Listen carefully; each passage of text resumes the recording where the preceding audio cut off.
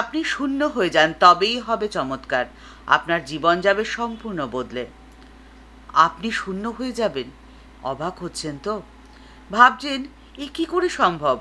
শূন্যর অসীম শক্তির কথা থাকলো আজকের পর্বে, তাই ভিডিওর শেষ পর্যন্ত থাকার অনুরোধ করছি। ঠাকুর শ্রী রামকৃষ্ণ পরমহংসদেব বলে গেছেন, টাকা মাটি, মাটি টাকা। বৃথায় আমরা অর্থের পেছনে ছুটে চলেছি। জীবন যে বড্ড ছোট, সময় যে আমাদের হাতে খুব কম।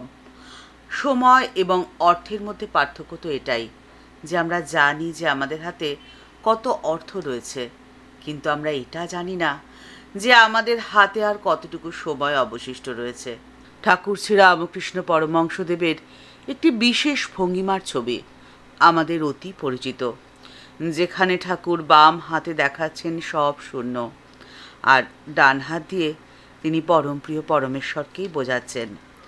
তাই আপনি শূন্য হয়ে যান। শূন্য যে অনেক শক্তিশালী, কারণ তার হারানোর কিচ্ছু নেই। ঈশ্বরের আদেশকে মাথায় রেখে বাকি সমস্ত টেনশন, দুশ্চিন্তা মাথা থেকে ঝেড়ে ফেলে দিন। কবিগুরু বলছেন, চিত্ত যেথা ভয় শূন্য উচ্চ সেথা শির। আপনার হৃদয় যত ভয় শূন্য হবে, আপনার মাথা তত উঁচু হবে। তাই আপনি যখন আপনার ঈশ্বরের আদেশ অনুসরণ করে জীবনের পথ চলবেন, ঈশ্বরের শ্রীচরণে আপনি আপনার মাথা নিচু করবেন, তখন আপনি দেখবেন সারা পৃথিবীর কারো কাছে আপনাকে মাথা নিচু করতে হচ্ছে না। পৃথিবীর প্রত্যেকের কাছে আপনার মাথা থাকবে উন্নত এবং চিত্ত প্রসারিত, ভয়শূন্য, মুক্ত। সময়টা 1885 সাল 28শে জুলাই।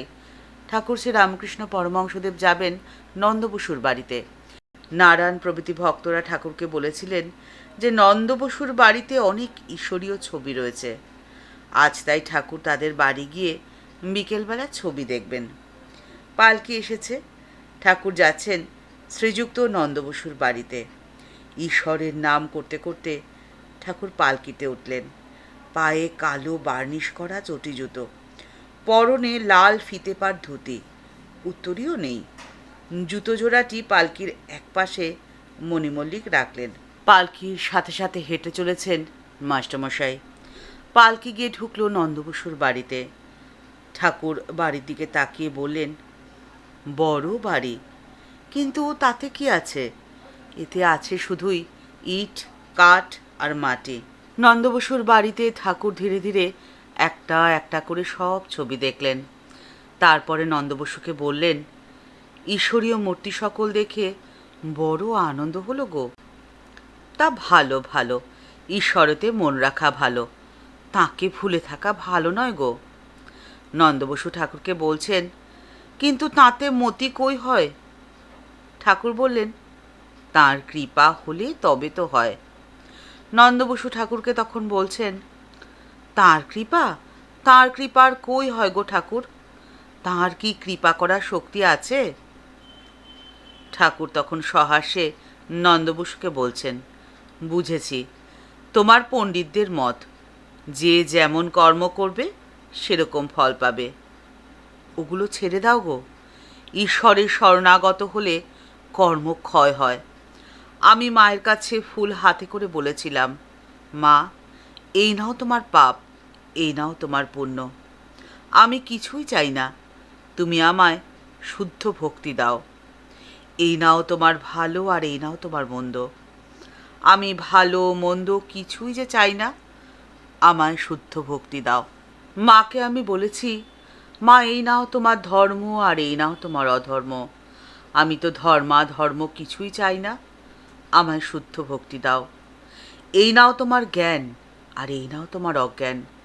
আমি জ্ঞান অজ্ঞান কিচ্ছু চাই না, আমায় শুধু শুদ্ধ ভক্তি দাও।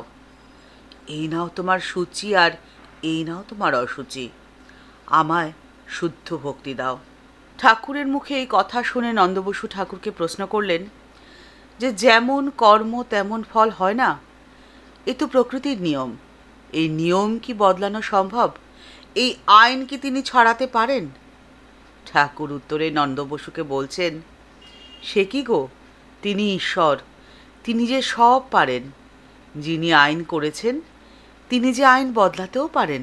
ঠাকুর নন্দবসুকে বলে চলেছেন, তবে ও কথা বলতে পারো তুমি। তোমার নাকি ভোগ করার ইচ্ছে আছে, তাই তুমি অমন কথা বলছো। ও এক মত আছে বটে, ভোগ শান্তি না হলে চৈতন্য হয় না।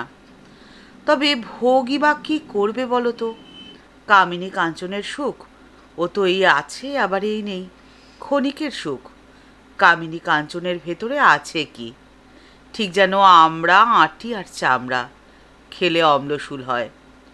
হাতে নেবে সন্দেশ, কিন্তু যেই গিলে ফেললে অমনি নেই। নন্দবসু ঠাকুরের কথা শুনলেন, কিন্তু মেনে নিতে যেন পারলেন না। তিনি একটু চুপ করে থেকে ঠাকুরকে বললেন, ওসব তো বলে বটে, কিন্তু ঈশ্বর কি পক্ষপাতী? তাঁর কৃপাতেই যদি সব হয়, তাহলে তো বলতে হয় যে ঈশ্বর পক্ষপাতী। ঠাকুর স্মিত হেসে তাকে বললেন, তিনি যে নিজেই সব গো, ঈশ্বর নিজেই জীব জগৎ সব হয়েছেন। যখন পূর্ণ জ্ঞান হবে, তখন এই বোধ তোমার আসবে। তিনি যে মন বুদ্ধি দেহ সব, তিনি আর পক্ষপাত কার উপরে করেন বলো দেখি? আর ঠিক সেজন্যেই সমস্ত কিছু তার কাছে সমর্পণ করে দিয়ে আপনি যদি শূন্য হয়ে যেতে পারেন, তাহলে দেখবেন আপনি আপনার জীবনকে উপভোগ করতে পারছেন। আপনার জীবনে থাকবে না কোনো ভয়, কোনো চিন্তা, কোনো ভাবনা। আপনার জীবন হবে আনন্দে পরিপূর্ণ। ঠাকুর মা ও স্বামীজির চরণে প্রণাম জানিয়ে আজকের পর্ব এই পর্যন্তই। দেখা হচ্ছে পরের পর্বে। আজকের পর্বের উপস্থাপনা যদি আপনার ভালো লেগে থাকে, তাহলে লাইক বাটনটি প্রেস করে দেওয়ার অনুরোধ রইল, আর আপনার মতামতটি কমেন্টস বক্সের মধ্যে জানালে আমাদের ভালো লাগবে। এই ভিডিওটি আপনার যদি ভালো লেগে থাকে, তাহলে অনেকের মধ্যে তা ছড়িয়ে দিতে পারেন। আমাদের এই চ্যানেলকে ভালোবেসে যারা আপন করে নিয়েছেন, তাদের জানাই ভালোবাসা, শ্রদ্ধা ও প্রণাম। কিন্তু যারা এখনও এই চ্যানেলটি সাবস্ক্রাইব করেনি, তাদের কাছে বিনীত অনুরোধ রইল, এই চ্যানেলটি সাবস্ক্রাইব করে বেল বাটনটা ক্লিক করে দিয়ে অল বাটনটিতে ক্লিক করে দেওয়ার জন্যে। তাহলে এই চ্যানেলে ভিডিও আপলোড হওয়ার সাথে সাথেই আপনার কাছে নোটিফিকেশান চলে যাবে। সবাই ভালো থাকবেন, সুস্থ থাকবেন। দেখা হচ্ছে পরের পর্বে।